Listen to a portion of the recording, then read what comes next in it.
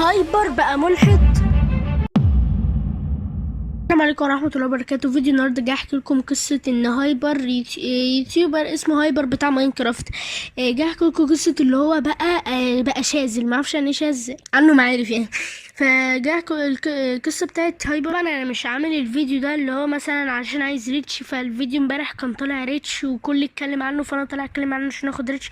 انا مش عايز ريتش ولا حاجة، انا طالع احكي قصة واشوف واقول لكم ايه اللي بيحصل بالظبط وافهمكم كل اللي بيحصل. مش عايز ريتش ولا اي حاجة. رايكم في صورة مصغرة الجودة وشكل الصورة وشكل الصورة بقى اتطور وبقى شكلها حلو قوي ويلا بينا نخش على القصة. جاهز حاجة تاكلها ولا تشربها؟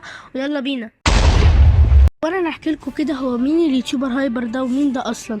اول حاجه اليوتيوبر هايبر ده يوتيوبر لعب ماينكرافت.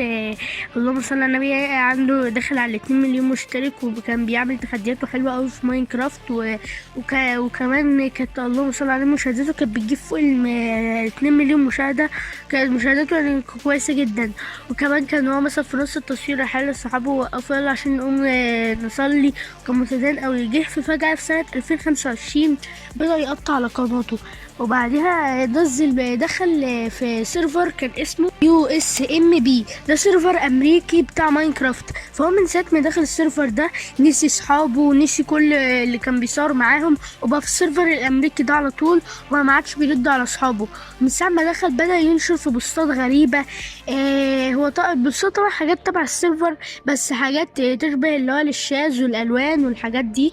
وهو طبعا الناس طبعا كانت شايفاه مستغرب جدا شايفين التغير اللي فيه.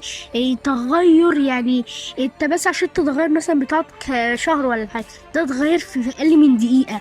القصة بدأت بقى من ساعة ما الترند طلع لما هو نزل البوست اللي على تويتر اللي قلب الدنيا كلها، اللي هو بقى شاذ ومش عارف ايه، قاعد يشتم في الديانة الإسلامية وده انه يشتم فيها كتير. دي راح دخل على اصحابه اللي كان مصاحبهم زمان وشتمهم وقعد يقول كلام عليهم وحش جدا وباعهم في اقل من دقيقه. وده انه برضو مع السيرفر الامريكي. وصدقني ان السيرفر اللي انت داخله ده اصحابك اللي فيه هيبيعوك برضو في اقل من دقيقه زي ما انت بعت اصحابك اللي قدام. طبعا دلوقتي انت هتقولي طب احنا في ايدينا نعمل ايه بعد ما سمعنا القصه؟ اللي في ايديك مش تعمل حاجه، انت في ايديك اللي انت تدعي له ربنا يهديه وكده. بس كده. حط لايك واشتراك علشان عايزين نوصل ل1000 مشترك. واستنوا الفيديوهات الجاية الجامدة جدا جدا جدا. هتشوف فيديوهات حلوة قوي قوي.